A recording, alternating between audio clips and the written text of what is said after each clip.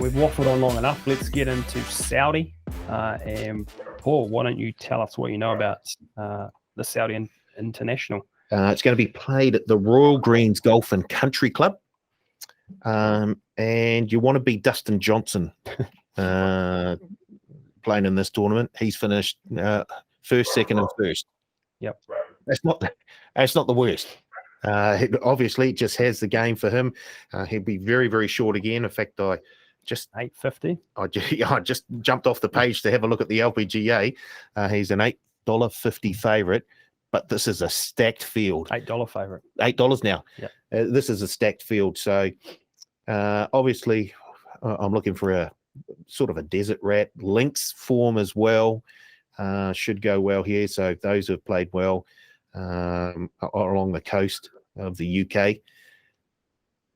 I guess I think definitely your iron, your approach shots need to be on form here, striking the ball very, very sweetly. And as always, every single week, putting always helps. I think too, driving distance is a big advantage here. DJ's 2 wins. He's just bombed the course really, and made up for everything else late in the piece. The only man to beat him, GMAC, Graham McDowell. It's not known in 3 years as a big hitter. In 3 years, only one man has beaten you on a course. It's unreal. Tom, anything to add? The Saudi? I think just with regards to the weather conditions, it sounds like the wind might pick up a bit, which is probably going to maybe bring back the field a little bit, and maybe take away a little bit of the advantage that those big hitters like DJ have. So if it blows, which it's looking at doing, then I think, like you say, those sort of desert rats and guys with links form could be good value. Yeah. Nice. Well, let's start with our winner last week. Paul, who have you got circled as your best this week?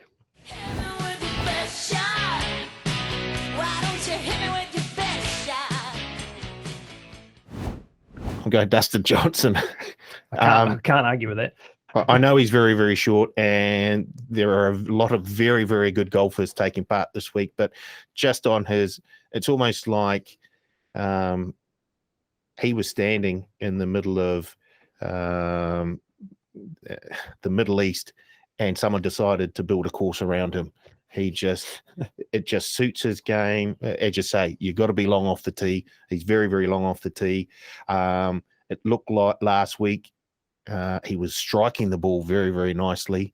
So I'm very, very happy to take Dustin Johnson at $8 to win.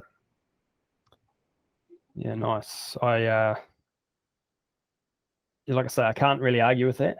The one thing that has deterred me from Dustin Johnson would be his putting stats over the last 3 months. He's ranked against the field. He's ranked here 44th in strokes gained putting. But with that, he is top 3 in every other strokes gained category there is against the field. So I can definitely see why you've taken him there. I'm going to go with a man that has already made me some money this year, an Australian, Cameron Smith, at $13.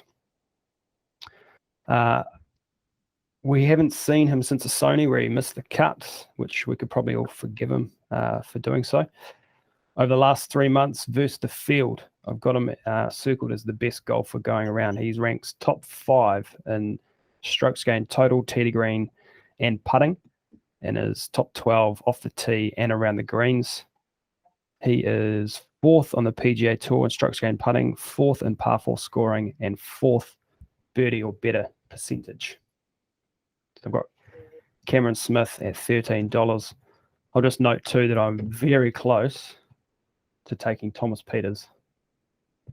I've got those two, probably the 2 hottest golfers on the planet right now. Tom, where are you going? I'm going with another questionable haircut, but not Cameron Smith. I am going with Tommy Fleetwood. Oh, I didn't think I'd ever pick Tommy because he's a bit of a non-winner in my eyes. But geez, he played bloody well last week. He sort of led the field in strokes gained approach. I think he was there or thereabouts in terms of stroke gained tee to green as well. If it wasn't for a poor fourth round, he was right in it. Plenty of experience in the desert. 12th last week, let's say. He was actually 20. He was 13th in November at the Dubai Championship, 7th at the Alfred Dunhill Links. Before that, and I think the time is right and the price is right to have a crack on Tommy Fleetwood. So he's paying $21. So give him strength. He'll have George Harper in his ear all week long as well. So I'm not sure if it's good or a bad thing, but give him a go. Nice. Paul, where are you going for your mid-tier?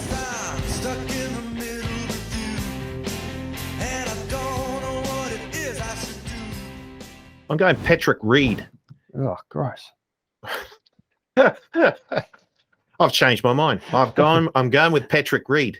As Tom said, there's probably going to be a wee bit of wind there, possibly on day 2.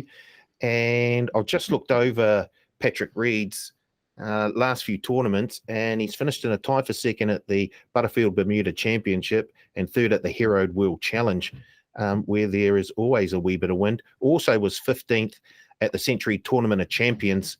That week they didn't really get a lot of wind, to be fair. There was no real defense for the course there. 15th of 30, just FYI. Don't worry about that. He started off roughly, but came back with a 64, 66, 68 to finish the tournament. So he's getting back there. And last season, he had some very, very good stats. He was 7th in strokes gained around the green and 4th in strokes gained putting. So anywhere getting back towards there, he's a chance in this tournament. So Patrick Reed, 34s. Nice. Not for me, but ugly. That's what you may have said. Convinced a couple of people there. You did say ugly. I said gross. Wow.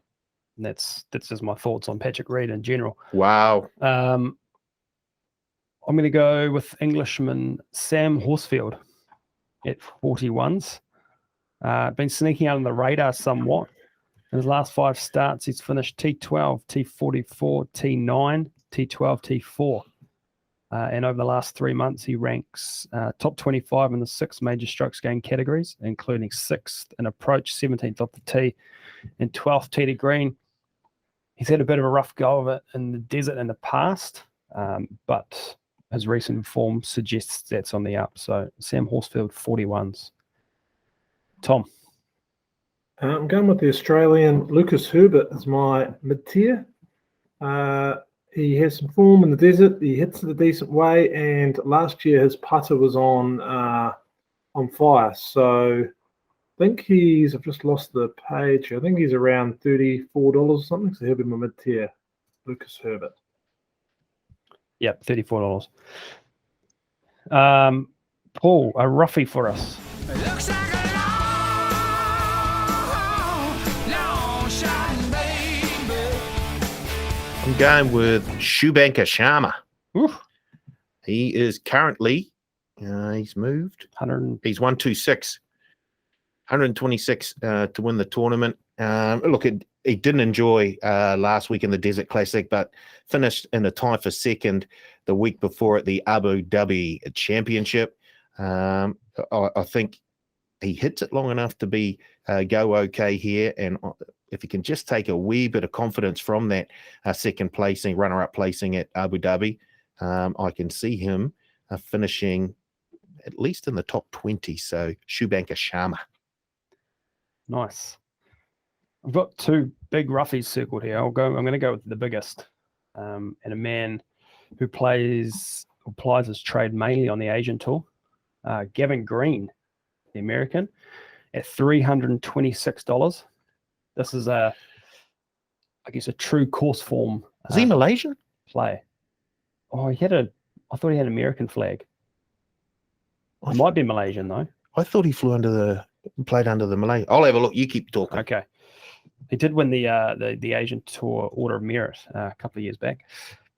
So yeah, to say, bit of a course form play here. He finished T11 here in 2019 and T3 in 2020. Missed the cut last year, unfortunately. Form's been a bit scratchy, but he has had a T20 at the Andalusia Masters, T17 at the Portugal Masters, and T33 at the Singapore Open. Against the field, he's ranked 15th strokes gained putting, 14th in approach, and 37th tee to green. So at that price, probably not a realistic chance to win, but will feature in my sort of top 20 plays in my betting plan later on. So Gavin Green at 326s. Born in Malaysia. Born in Malaysia. Plays under the Malaysian flag. Okay, my apologies, Gavin. Yeah, sorry about that. My apologies. No, I think he'll be happy with the plug you gave him there, mate. That was plenty of good info. Made me want to get on myself. So yeah, I should look at doing more research. But the only research I've done for my roughie, is the one man that can beat DJ on this course, Graham McDowell. Oh no! If it blows, and Graham's, he obviously knows the course, past winner. Anything's possible. So he's my roughie, but I will not be putting any money on him. Confident. Alrighty. Let's get to some betting. Ben. Before we do that, hello.